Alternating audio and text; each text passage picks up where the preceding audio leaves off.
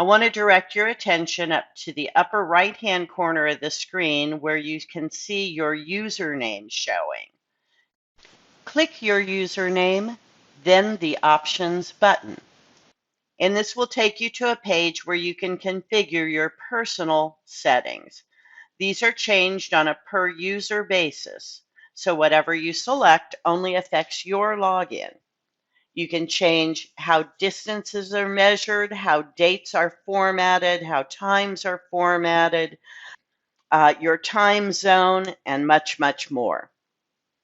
The default page at startup can be set to populate the map, the dashboard, your vehicle list, or the product guide. After you've made the changes, don't forget to scroll back up to the top of the page and click the Save button.